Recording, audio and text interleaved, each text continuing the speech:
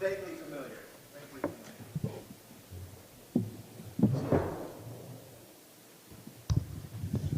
What's up, man? How are we feeling today? Feeling pretty good. Good stuff.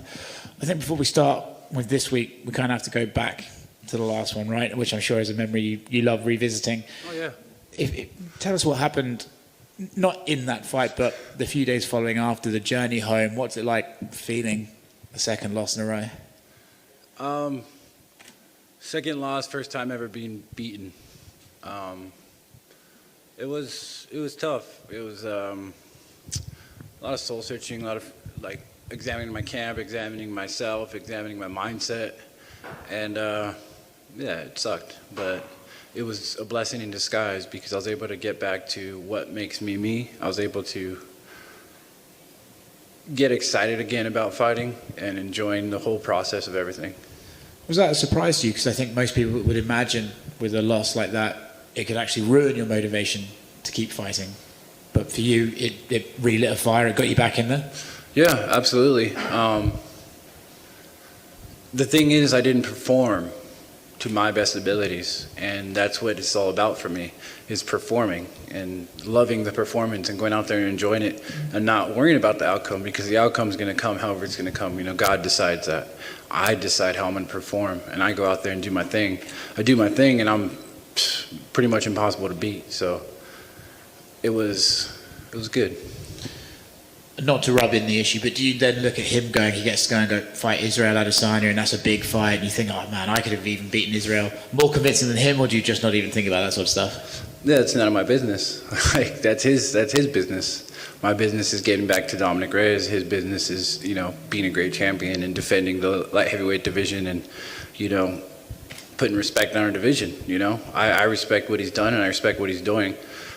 He was ready to be champion. It was time for him to be champion. It wasn't time for me to be champion. So his journey is his and my journey is mine, and that's how I look at it. You talk about your journey now, you got that fire relit underneath you. So how has that manifested itself in this training camp for this particular fight?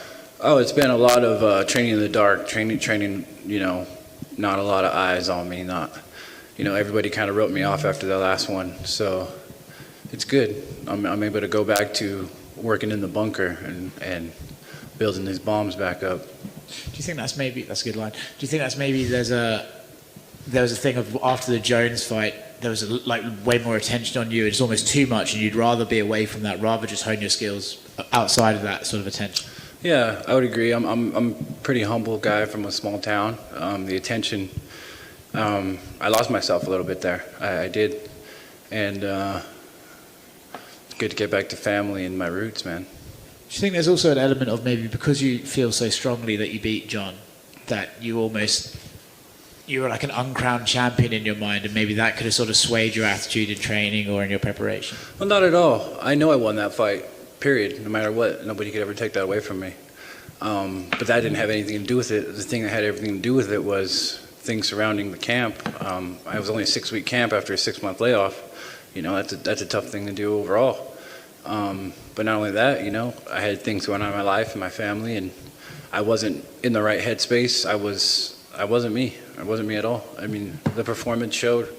I fought, didn't fight free. I fought timid. I fought, yeah, not good. So yeah, fair enough. Well, you didn't fight badly, actually. You did. Well, he looked like he was starting to slow, and then he caught you. Well, yeah, I know, but to your own standards. To my standards, it was not a good fight. Fair enough. When you see this opponent, Jiri, he seems like a bit of a quirky guy. You're fighting on Saturday. When you look at him, and you know we haven't seen him a lot in the UFC. What are your views? I think he's talented. I think he is athletic. I think he hones the samurai spirit, in my opinion. You know, I feel like he loves being a fighter, and fighting is him, and I respect that. I respect what he's doing. He works very hard. He was smart not coming to the UFC earlier because his skills weren't developed. I still think they're not good enough to beat me, so we'll see. We're gonna see. I'm excited about the opportunity.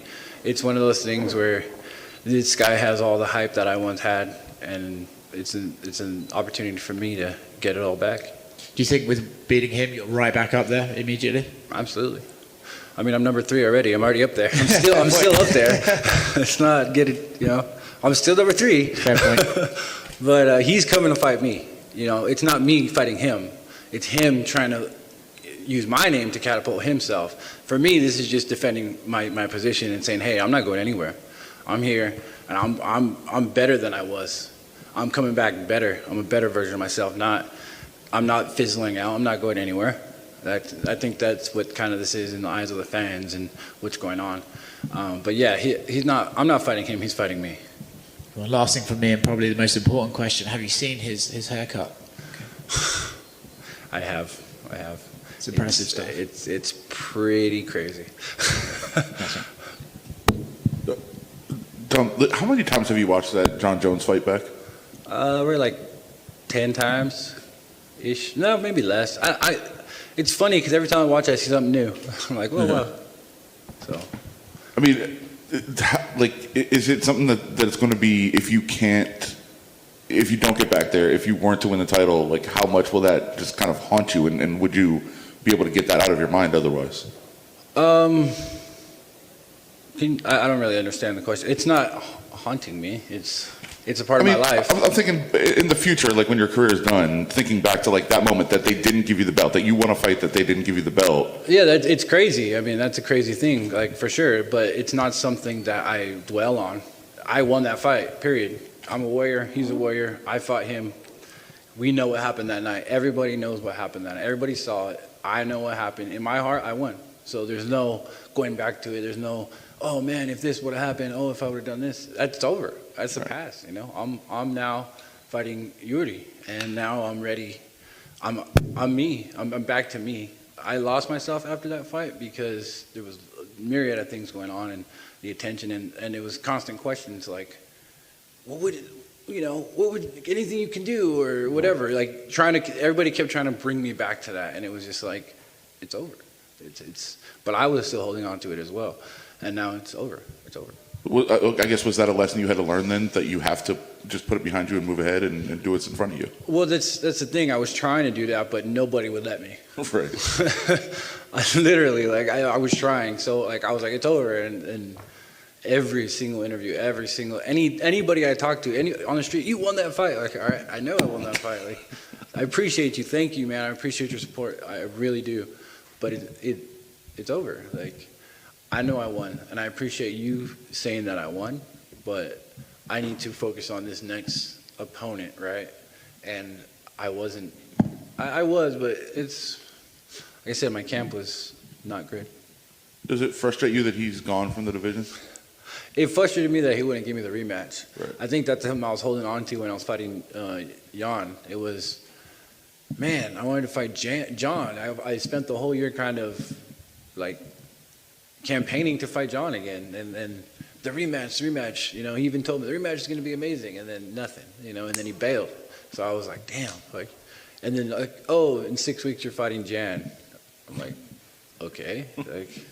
That's kind of how it went. And realistically, I wasn't mentally ready for that fight because I was still living in that whole rematch, the saga that we were going to create, and it was going to be epic, and it never happened. Cool. And the last thing, any good documentaries that you've seen lately? Yes. I don't know the name of it, but we need to stop destroying our oceans, for real. It's not cool, man. Overfishing is not okay. Thanks, man. What's it say then to yourself that the UFC, even though coming after those big fights, big losses, but they come back to you again and say, we want you at the top of the bill for this card? What does that say to you and their confidence still in you, and what does that do for your own sense of confidence, knowing that they still have that much belief in you? Well, I know I belong here. They know that the circumstances surrounding the last fight were a little bit wonky. I know. I'm an exciting fighter, bottom line. I usually perform, and even when I don't perform to my best abilities, I put on a show. I went down on my shield last fight. I went down swinging, bottom line. I didn't cower out and just lose and curl up in a ball and be like, oh, just stop the fight. No, I fought to the end. I fought with all my heart that I was capable of at that moment. It wasn't enough, but it was still everything I was capable of, and I'm going to show up and give you everything I got, whether I think it's enough or not, whether it is or you know what I'm saying. Like I'm gonna fight hard and I'm gonna put on a show. I love to fight. I love to go out there and perform, and they know this. And I'm like I said, I'm number 3 in the world still. I'm not an unranked guy coming in thinking I deserve a title shot. You know, like I know I have some work to do. This guy's on the list of guys that I got to take out and get back to the title. And next time I go for the title, I'm gonna be ready for it. And something you mentioned, which left a great mental image, I'd love if you clarify. You said this camp, you went dark. Is that just cutting off social media, or is it you just went to a dark spot in your head that you had to go to for this camp? Can you explain a little bit what you meant by? It was a little bit of both. I wasn't messing around with social media. I think I deleted my Twitter. I haven't reactivated it, or it's activated, but I don't have it on my phone. Like I don't go on Twitter. It's very toxic. I realized how much toxicity is out there, and I let it seep into me previously, and it was just a learning lesson, But then also, I did go dark. I went to that dark place and really examined myself and everything around me, and really, really took a good look at things from a realistic point of view, and then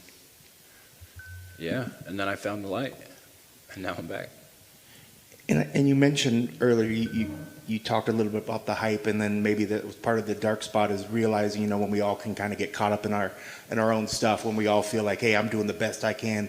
How much of that, and maybe that's part of the Twitter, how much did you realize that you were putting on yourself when it came to maybe the hype, and how much was it just listening to the Twitter and everything, and then somehow buying into that and getting caught up into that? It was you gotta understand the timing on it too. Like right after that fight, quarantine. We're just at home. Everybody's at home. I'm not going in the streets. I'm not going to UFC events and enjoying it and growing and doing things and training in other places. I'm not even going to the gym because I don't want COVID. You know what I'm saying? So we're all at home, so everybody's on their phone, everybody's online, everybody's talking, everybody's trash talking this or that, this and this. And like, it's such a toxic environment. It's so toxic. And I realized that. But I was reading all the comments and getting all involved and replying back to people and replying back to the trolls that were sending me messages like, dude, that's so not good. That's super bad for your mental health. Especially in a sport like this where mental health is 80% of the battle. If you're not mentally there, if you're not 100% ready to go, then man, you're facing a very uphill battle. And that's what I dealt with last fight, and I'm very aware of all of it now. It was like the veil got pulled, and I got to see the other side for how it really is. And I'm like, all right, I know. I take everything for what it is now, and I just enjoy the moments, the little moments. The little things. So does it feel that you're coming into this event a lot lighter, a lot less stuff that's kind of hanging on your shoulders? Absolutely. The weight on me is very minimal. People are like, oh, but if you lose, it'll be 3. Like, so?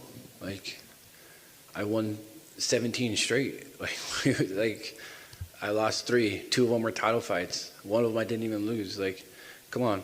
Like, this is a game of very, very small margins. And if one of those margins catches me, it's not something that I'm going to dwell over. I busted my ass. I'm working my ass. I'm doing everything I can to be successful, to win. Winning. I love winning. Who doesn't love winning? There's no other feeling on earth like winning in the octagon and getting your hand raised. Literally, I've been in so many other sports. I've done so many action sports and different things, and there's nothing on earth like getting your hand raised in the octagon and defeating another man. It's addicting. And I want to get back to that feeling. And you had said earlier that your opponent was coming in with sort of the samurai mindset. Mm-hmm. He also, from what I gather, doesn't seem the kind of opponent that's going to be talking a lot of trash through the fight week. So you guys are going to come here, in a sense, in a pure fighting environment. So is he the perfect opponent for you to come back in here and get back onto the winning I think league? so, yes, because he's a true martial artist. He's gonna bring his best. He's gonna put his all into it, and I only want that. I want guys that are good and they're ready to go and they're mentally there and everything's on point. Because how am I gonna be like, oh, I'm so proud of this I did this. Like, yeah, but that guy was compromised. Whether or not, whatever. But I don't know. I think it's going to be a pure matchup, like you said, and there's not a bunch of trash talking. It's respect on both sides, and it's going to be a good fight. It's going to be a great fight. It's going to be a lot of technical skill involved on my side. It's going to be a great performance. And you kind of touched on it in the last one for me, I guess. Showing up with the clear head, what final things, what are the keys to the victory for you to make sure that you get your hands raised at the end of the night? My keys to victory is just, like I said, just be myself. Be Dominick Reyes. Be what got me into the title fight. Be what got me all those finishes. Be the guy that just goes out there and has fun and enjoys his performances. And, you know, one way I could explain it to you is when I fought all my fights, says for the Jones fight, for the Weidman fight, for everything, when they came to get me to fight, it was, hell yeah, let's go. Like, finally, you know, it's my time. For the last fight, it was, oh, shit, here we go. And that's as subtle and as simple as I could put it. And I'm back to, hell yeah, let's get this. That's awesome. Thank you very much. Thank you. All right. Thanks, guys.